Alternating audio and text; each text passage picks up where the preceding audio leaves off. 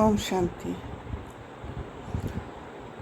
29 मार्च 2024। बाबा ने कहा, मीठे बच्चे, विचार सागर मंथन करने की आदत डालो। एकांत में सुबह सुबह विचार सागर मंथन करो तो अनेक नई पॉइंट बुद्धि में आएगी। प्रश्न है, बच्चों को अपनी अवस्था फर्स्ट क्लास बनानी है तो किन किन बातों का सदा ध्यान रहे। उत्तर, एक बाप जो सुनाते हैं वही सुनो, बाकी इस दुनिया का कुछ भी नहीं सुनो। तो सबसे पहली बात है, बाबा विचार सागर मंथन करने के लिए सुबह का टाइम के लिए कह रहे हैं। और सुबह का टाइम में वातावरण शुद्ध होते हैं, बातें नहीं होते हैं, तो इसलिए विचार सागर मंथन बहुत अच्छा होता है, नए नए पॉइंट बुद्धि में आ जाता है। और दूसरी बात, एक बाप से ही सुनना है। भिन्न भिन्न लोगों से अलग अलग बात अगर सुनेंगे तो फिर बुद्धि नहीं चल पाएगी, क्योंकि बुद्धि को वो उचित स्थिति में रखना पड़ेगा बाबा की बातों को समझने के लिए। इसलिए बाबा कहते हैं, संग की संभाल करो। जो अच्छी रीति पढ़ते हैं, धारणा करते हैं, उनका ही संग करो तो अवस्था फर्स्ट क्लास हो जाएगी। कई बच्चों की अवस्था को देख बाबा को ख्याल आता है कि ड्रामा में कुछ परिवर्तन हो, परंतु फिर कहते ये भी राजधानी स्थापन हो रही है। तो जैसे जैसे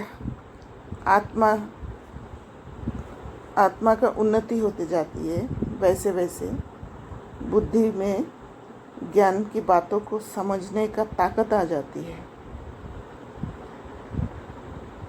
पर बाबा कहते हैं सब नंबरवार हैं। इसलिए बाबा कहते हैं कि ब्रह्मा बाबा को ख्याल आया कि ड्रामा में कुछ परिवर्तन हो जाए। फिर ये भी समझ में आया कि राजधानी स्थापन हो रही है, क्योंकि राजधानी में अलग अलग पद होगा, अलग अलग बुद्धि का स्थिति होगा। ओम शांति। एक ही बेहद का बाप बेहद के बच्चों को बैठ समझाते हैं व पढ़ाते हैं। बाकी मनुष्य जो कुछ पढ़ते हैं, सुनते हैं, वह तुमको सुनना पढ़ना कुछ भी नहीं है, क्योंकि ये तो समझ गए हो। एक ही ये ईश्वरीय पढ़ाई है जो अभी तुम्हें पढ़नी है। तुमको सिर्फ एक ईश्वर से ही पढ़ना है। बाप जो पढ़ाए सिखाए ओरली पढ़ना है। तो बाबा शुरुआत से ही ये बात कह रहे कि एक बाबा के पढ़ाई को ही पढ़ना है, बाकी दूसरा नहीं पढ़ना है, क्योंकि हमारे अंदर उसको कन्वर्ट करने का कैपेसिटी नहीं है। दूसरी बातों को ज्ञान से समझने का ताकत नहीं है। तो पहले जब हम सिर्फ बाबा का ही पढ़ाई पढ़ते हैं, बाबा की पढ़ाई को ही समझने की कोशिश करते हैं, तो बुद्धि उसी के हिसाब से होने के कारण बाद में अगर कोई कुछ कह भी रहा है या कोई और चीज़ भी पढ़ रहे हैं, तो फिर उसको बाबा के हिसाब से हम इंटरप्रेट कर पाते हैं। पर अगर कच्चे होते हैं तो फिर बुद्धि का लेवल गिर जाती है। इसलिए बाबा कह रहे सिर्फ बाबा जो पढ़ा रहे वही पढ़े। वह तो अनेक प्रकार की किताब लिखते हैं जो सारी दुनिया पढ़ती है। कितनी ढेर किताबें पढ़ते होंगे। सिर्फ तुम बच्चे ही कहते हो एक से ही सुनो और वही औरों को सुनाओ, क्योंकि उनसे जो कुछ सुनेंगे उसमें ही कल्याण है। बाकी ढेर किताबें हैं, नई नई निकलती रहती है। तुम जानते हो, राइटियस तो एक बाप ही सुनाते हैं। जो सत्य है वो सिर्फ बाबा ही सुनाते हैं, बस उनसे ही सुनना है। बाप तो बच्चों को बहुत थोड़ा समझाते हैं, उसको डिटेल में समझाकर फिर भी एक ही बात पर आ जाते हैं। भल मनमना भव अक्षर बाबा राइट कहते हैं, परंतु बाबा ने ऐसे कहा नहीं है। बाप तो कहते हैं अपने को आत्मा समझो, मुझ बाप को याद करो और सृष्टि के आदि मध्य अंत का ज्ञान जो सुनाता हूँ वो धारण करो। तो बाबा जो जो बातें सुनाते हैं, जो जो बातें कहते हैं, उसको सुनकर धारण करने के लिए कह रहे हैं। अगर हम दूसरे किसी की बात को सुनते हैं तो फिर इन बातों को, बाबा की बातों को समझने में एक इसमें मिक्सचरिटी आ जाएगा, इम्प्योरिटीज़ आ जाएगा, और इम्प्योरिटीज़ आने के कारण बाबा जैसे समझाने की कोशिश कर रहे उसको समझ नहीं पाएंगे। बाबा कहते हैं ये भी तुम जानते हो, हम जो देवता बनते हैं वही फिर वृद्धि को पाते हैं। बच्चों को मूल वतन भी याद है, फिर नई दुनिया भी याद है। पहले है ऊंचे ते ऊंचा बाप, फिर ये नई दुनिया जिसमें ये लक्ष्मी नारायण ऊंचे ते ऊंच राज्य करने वाले हैं। चित्र तो ज़रूर चाहिए, तो वह बाकी निशानी रह गई है। यही एक चित्र है, राम का भी है, परंतु राम राज्य को हेवन नहीं कहेंगे, वह है ही सेमी, जो त्रेता युग है। अब ऊंचते ऊंच बाप पढ़ा रहे हैं, इसमें किताब आदि की कोई ज़रूरत नहीं है। ये किताब आदि कुछ भी चलनी नहीं है जो दूसरे जन्म में पढ़ सके। ये पढ़ाई इस जन्म के लिए ही है, एक ही कल्याणकारी युग के लिए है, और ये पढ़ाई पुरुष को उत्तम करने के लिए है। यह अमर कथा भी है। नर से नारायण बनने की शिक्षा भी बाप देते हैं नई दुनिया के लिए। बच्चे 84 के चक्र को भी जान गए हैं। ये पढ़ाई का समय है, बुद्धि में मंथन चलना चाहिए। तो इतने जन्मों से जो भी लोअर लेवल के नॉलेज हमें मिला था, मनुष्य का बनाया हुआ नॉलेज, इस दुनिया के बारे में जो नॉलेज है, इतने जन्मों में पढ़ के बुद्धि को पत्थर बना लिया है। तो अभी बुद्धि को ऊंचा बनाने के लिए, एलिवेट करने के लिए बाबा के जो महावाक्य है, बाबा के जो पढ़ाई है, उसको पढ़ना है। इसलिए बाबा कहते हैं ये पढ़ाई का समय है, और जितना जितना पढ़ते जाएंगे उतना उतना बुद्धि प्योर होते जाएगी। नर से नारायण बनने की शिक्षा भी बाप देते हैं नई दुनिया के लिए। बच्चे 84 का चक्र को भी जान गए हैं। ये पढ़ाई का समय है, बुद्धि में मंथन चलना चाहिए। तुमको औरों को भी पढ़ाना है, तो मंथन करके जो भी मिला है वो दूसरों को भी पढ़ाना है। सवेरे उठ विचार सागर मंथन करना है। सवेरे ही विचार सागर मंथन अच्छा होता है। जो समझाने वाले होंगे उन्हों का ही मंथन होगा। कि जब भी हम सोचते हैं किसी को समझाना है तो वो मंथन करके तैयार रखते हैं ताकि कुछ नया पॉइंट किसी को दे सके। टॉपिक्स, पॉइंट्स आदि निकलती है। भक्ति की बातें जन्म जन्मांतर सुनी। ये ज्ञान जन्म जन्मांतर नहीं सुनेंगे, इसलिए बुद्धि में भक्ति के कुछ आदतें आ जाती हैं। ये बाप एक बार सुनाते हैं, फिर ये नॉलेज तुमको भी भूल जाती है। भक्ति मार्ग की कितनी किताबें हैं, विलायत से भी आती है, ये सब ख़त्म होने वाली है। तो जब भक्ति मार्ग की किताब है, भक्ति मार्ग की किताब में भक्ति के हिसाब से भक्ति का जो ट्रेंड है वो बातें समाया हुआ है उसमें, और ऑटोमेटिकली भक्ति की तरफ डायरेक्ट कर देते हैं। सतयुग में तो कोई किताब आदि की दरकार नहीं, ये सब है कलयुगी सामग्री। यहाँ जो कुछ तुम देखते हो, हॉस्पिटल, जेल, जज आदि, वहाँ कुछ भी नहीं होंगे। वह दुनिया ही दूसरी होगी।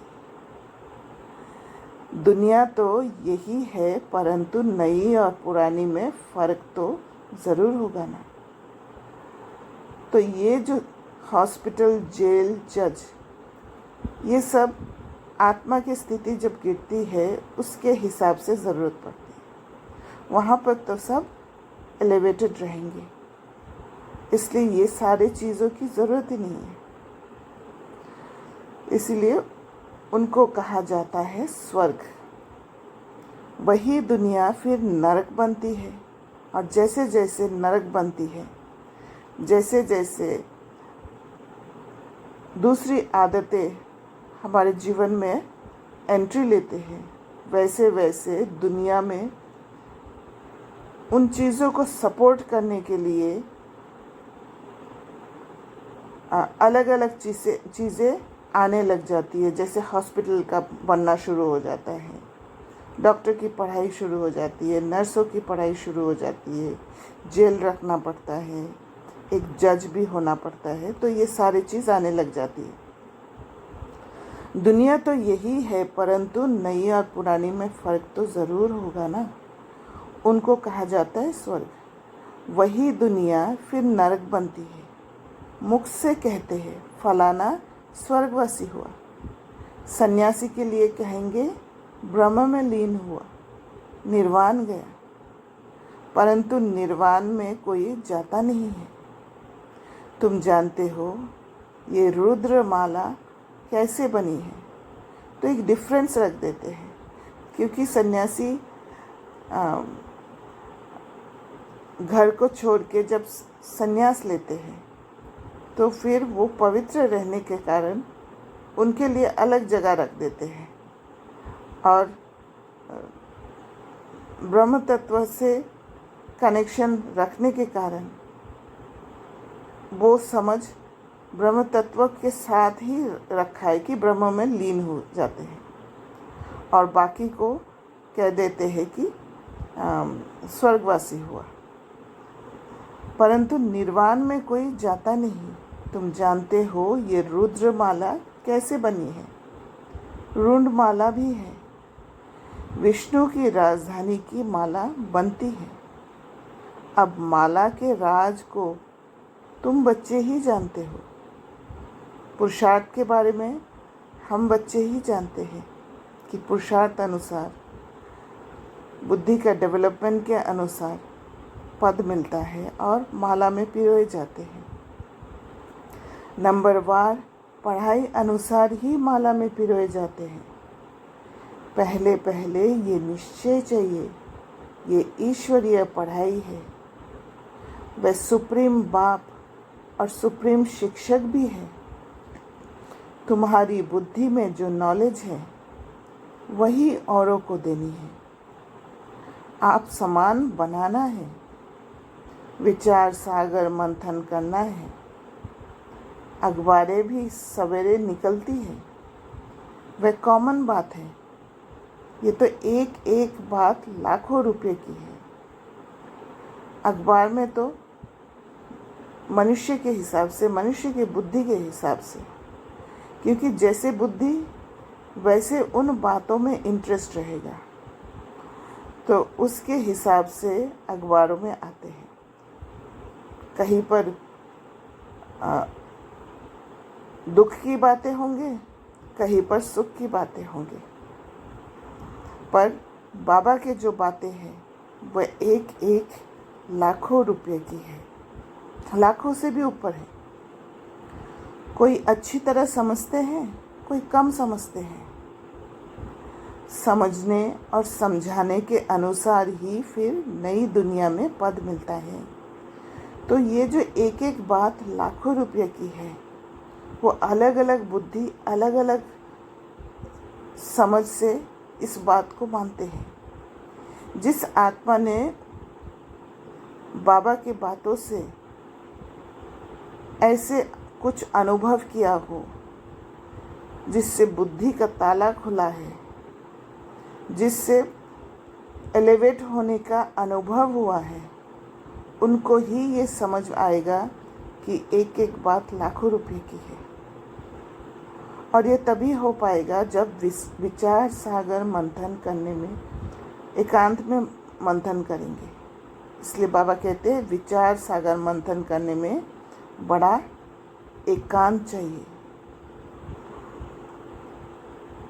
और कोई बातें बीच में डिस्टर्ब ही ना करें। एकांत ऐसे समय होता है जिस समय में हम अपने साथ जुड़कर बाबा के साथ जुड़ते हैं, और वो फ्रीक्वेंसी में जाते हैं जहाँ बाबा के बातों को समझना इजी हो जाता है।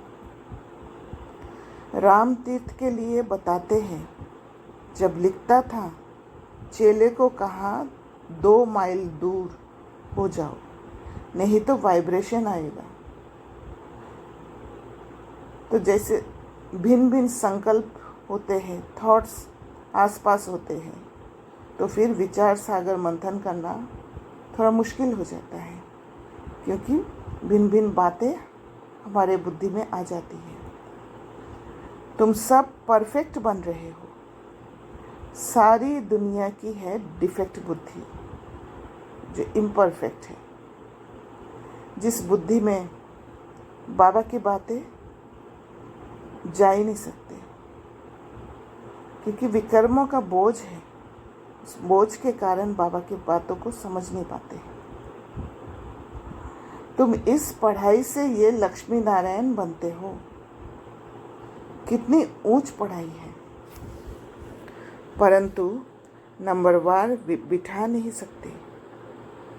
पिछाड़ी में बैठने में फंक हो जाएंगे, बैठने से फंक हो जाएंगे, गुटखा खाएंगे, वायुमंडल खराब करेंगे।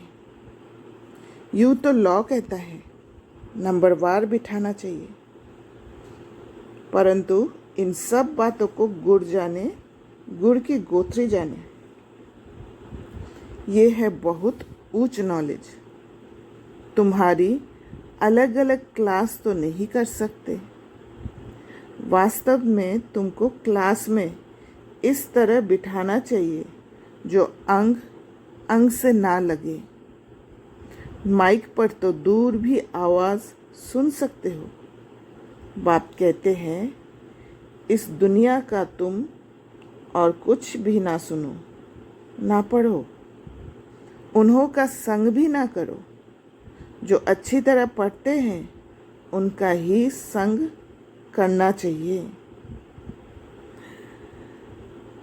तो इस ज्ञान के लिए एक बात इम्पॉर्टेंट है, जिस आत्मा के साथ संग करने से या जिस आत्मा का मंथन को समझ आता है, उसके हिसाब से जब हम एक ही के साथ संग करके जब चलते हैं तो फिर बुद्धि का डेवलपमेंट होते जाता है और उसके हिसाब से उनकी फ्रीक्वेंसी में चलने लग जाते हैं। पर अगर सुबह एक का सुना, फिर दोपहर को किसी और का सुना या थोड़ी देर में किसी और का सुना, तो अलग अलग बुद्धि का लेवल अलग अलग के हिसाब से हमारे अंदर समझ बैठेगा, जिससे कभी ऊंचा कभी नीचा ऐसे होने लगेगा, तो फिर बुद्धि डेवलप होना बहुत मुश्किल होगा। इसलिए बाबा कह रहे किसी संग ऐसे का करना चाहिए जो अच्छी तरह पढ़ते हैं, जहाँ अच्छी सर्विस है, जैसे म्यूज़ियम आदि है, तो वहाँ बहुत तीखी और योग युक्त बच्चियाँ चाहिए।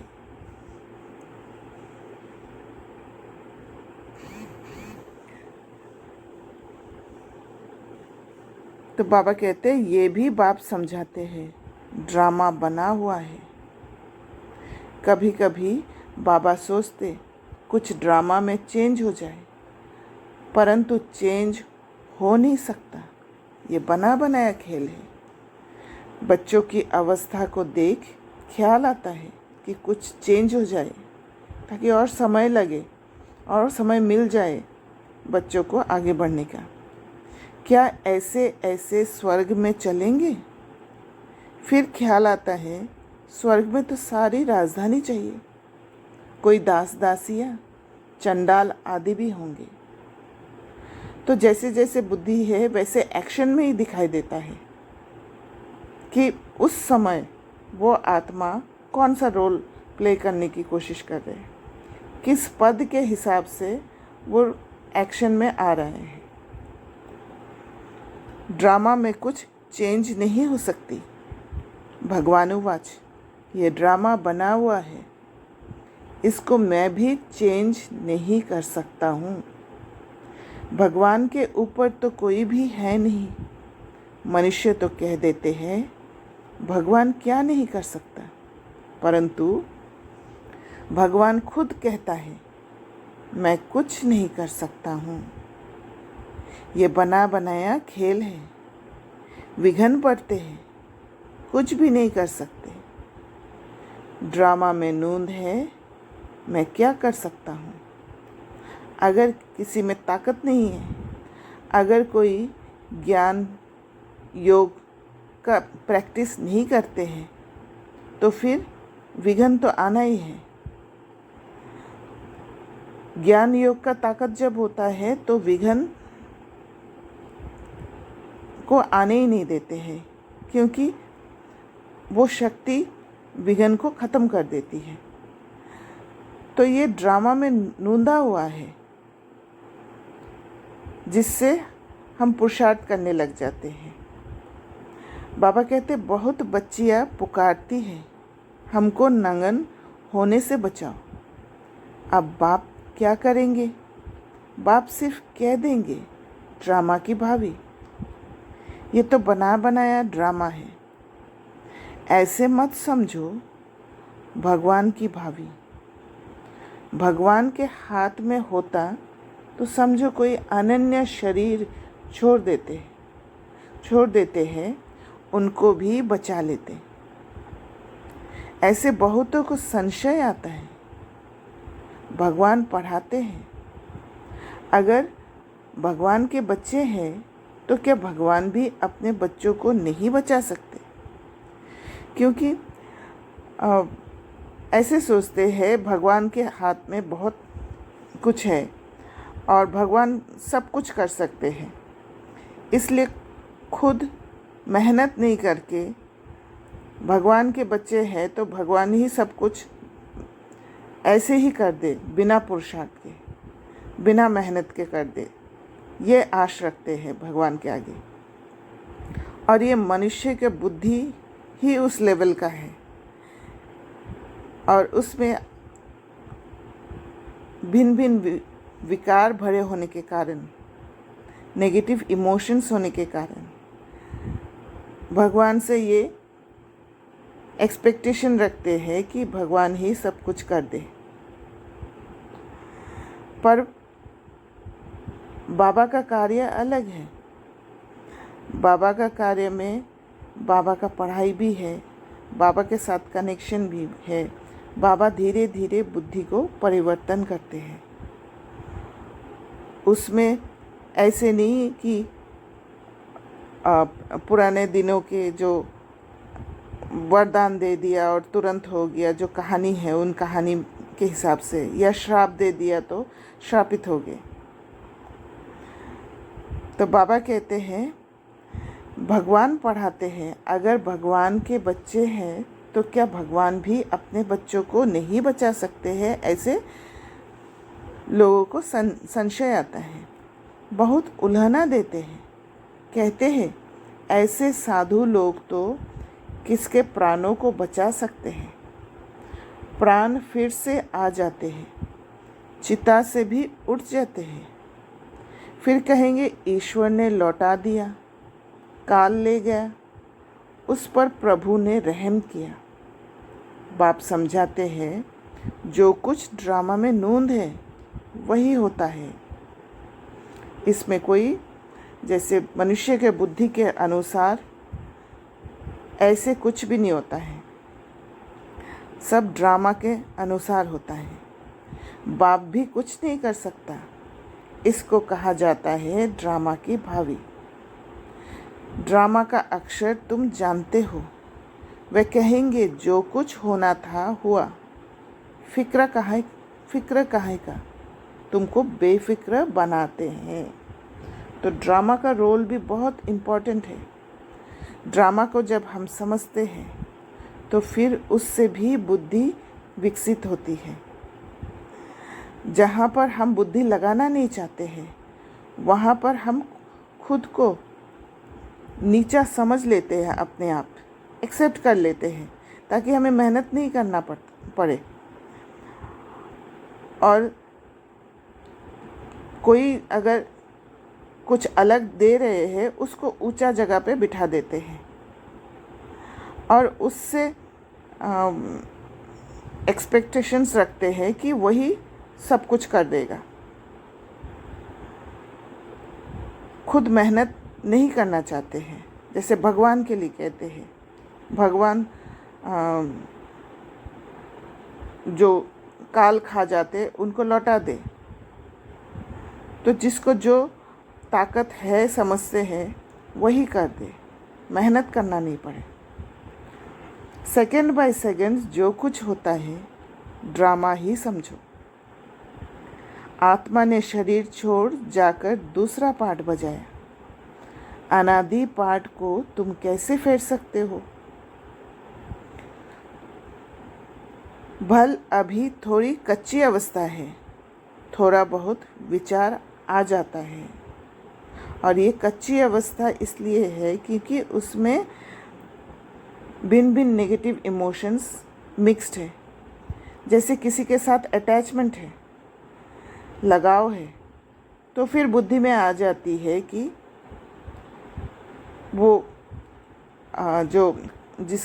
जिसने शरीर छोड़ दिया वो वापस आ जाए, वो भगवान लेकर आ जाए, वापस लौटा दे।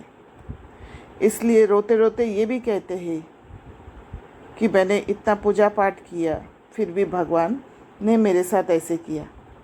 भगवान के ऊपर उंगली उठा देते हैं। ये समझ नहीं है कि उस आत्मा को उस लगाव पर काम करना है, वो अटैचमेंट से छूटना है ज्ञान योग से।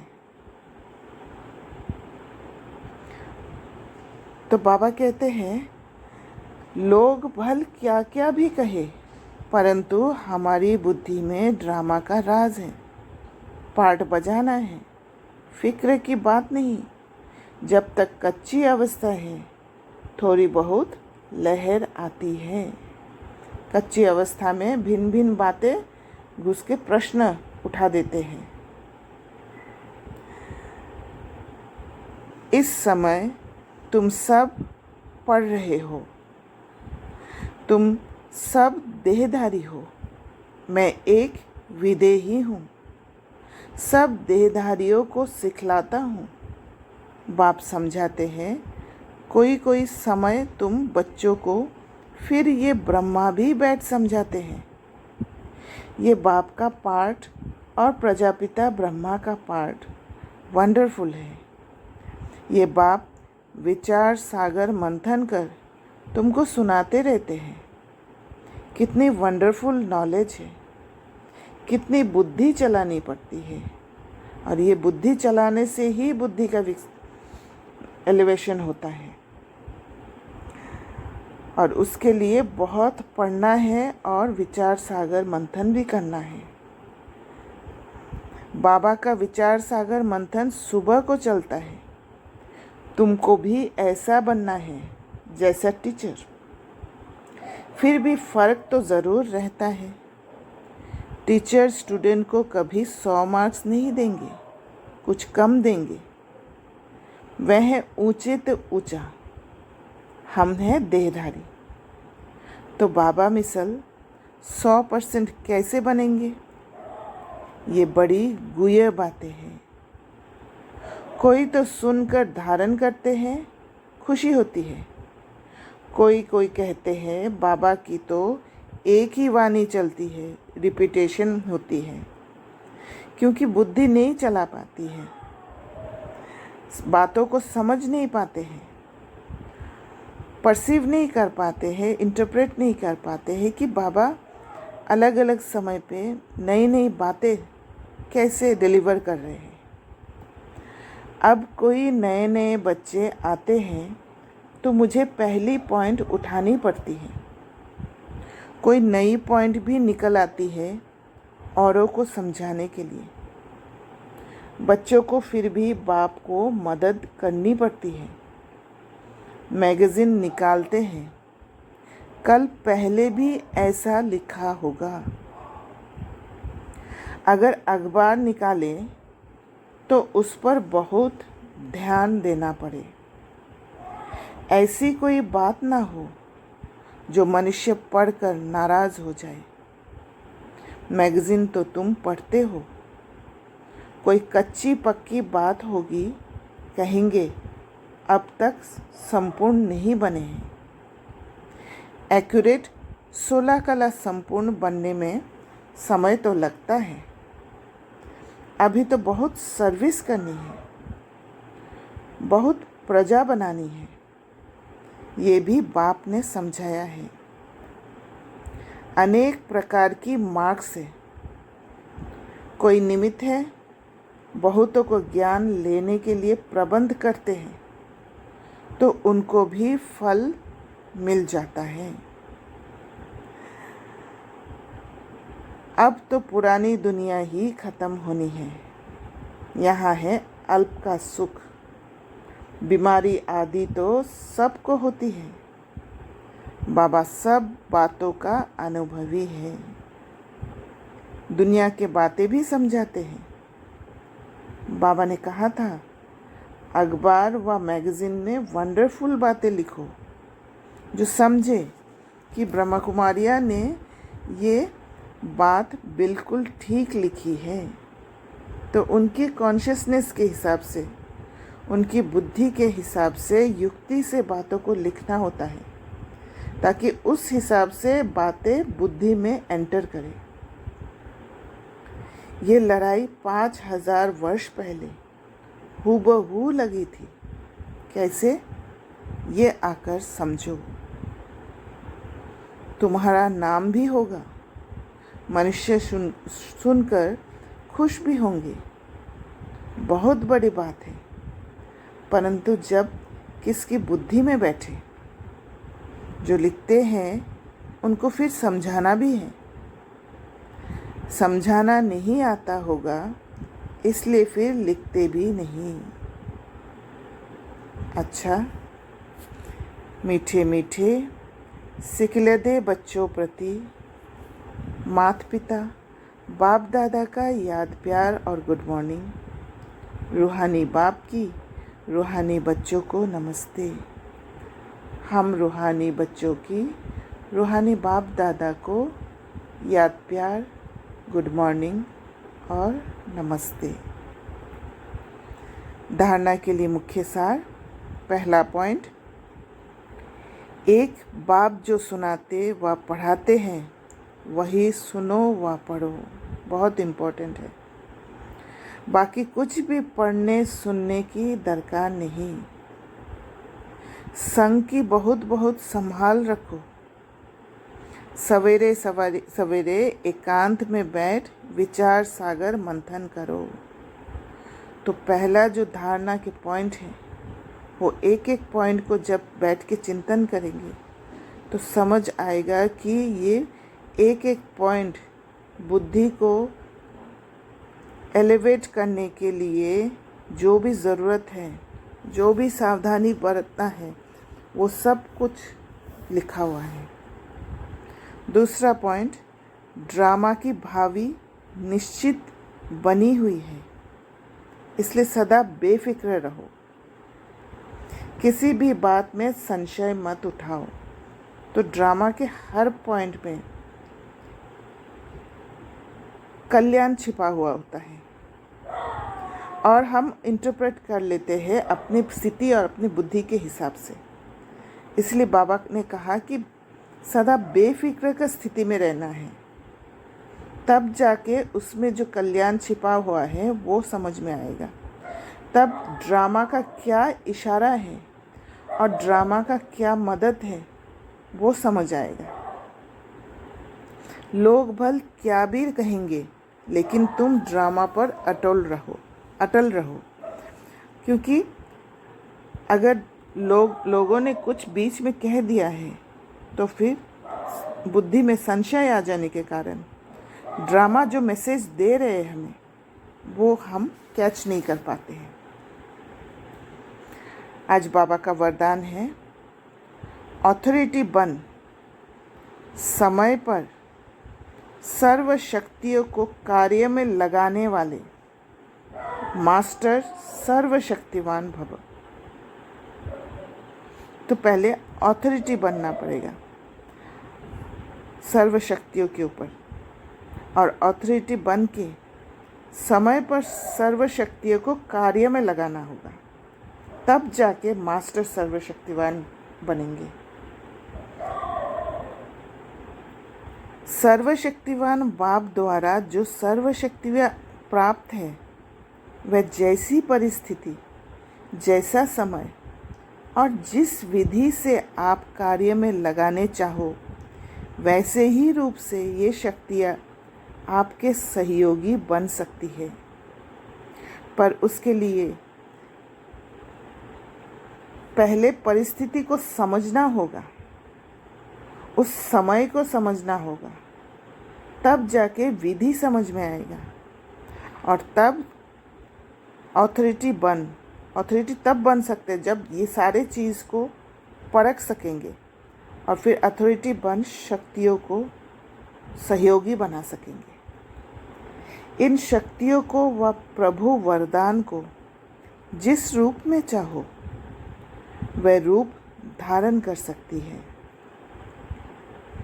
अभी अभी शीतलता के रूप में, अभी अभी जलाने के रूप में। तो शक्तियों को यूज़ कर सकते हैं। अगर शीतलता लाना है तो शीतलता भी ला सकते हैं, और कोई संस्कार को जलाना है तुरंत तो जला भी सकते हैं। सिर्फ समय पर कार्य में लगाने की अथॉरिटी बनो। कौन सा समय पर लगाना है, ये परख होना चाहिए। और ये परख पूरा अलर्ट और अटेंशन रख कर ही हो सकता है, और प्रैक्टिस से हो सकता है, अनुभव से हो सकता है। ये सर्व शक्तियाँ तो आप मास्टर सर्वशक्तिवान की सेवाधारी है। तो वो सेवाधारी के रूप में उनको चलाना सीखना होगा, तब वो सेवाधारी बनेंगे। स्लोगन, स्वपुरुषार्थ व विश्व कल्याण के कार्य में जहाँ हिम्मत है वहाँ सफलता हुई पड़ी है। तो स्वपुरुषार्थ के लिए भी बहुत हिम्मत चाहिए, क्योंकि ऐसी ऐसी आदतें हमने अपने जीवन में बना लिया है जिसको तोड़कर आगे बढ़ने के लिए बहुत ताकत की ज़रूरत होती है। दर्द से गुज़रने के लिए हिम्मत की ज़रूरत होता है, क्योंकि भिन्न भिन्न बातें जो हमारे बुद्धि में रजिस्टर्ड है, जो पुराने अनुभव हैं, वो सारे अटैक करने लग जाते हैं जब नए कदम उठाने की सोच आती है। तो उन सारे सोच को ख़त्म करके हिम्मत का कदम उठाना, ये स्व पुरुषार्थ, ये एक पुरुषार्थ है, ये एक प्रोसेस है पूरा। इसलिए स्व पुरुषार्थ, और जब वैसे पुरुषार्थ करते हैं तो वो विश्व कल्याण के कार्य भी हो जाता है। तो स्व पुरुषार्थ व विश्व कल्याण के कार्य में वहाँ अगर हिम्मत है तो सफलता ज़रूर होगी। वहाँ सफलता हुई पड़ी है। वो हिम्मत के साथ वो एक चेन ही है सफलता होने का। सफलता को अवॉइड ही नहीं कर सकते हैं, ना ही सोचने की ज़रूरत है कि सफलता होगा कि नहीं, वो हुआ ही पड़ा है। अच्छा, ओम शांति। Thank you.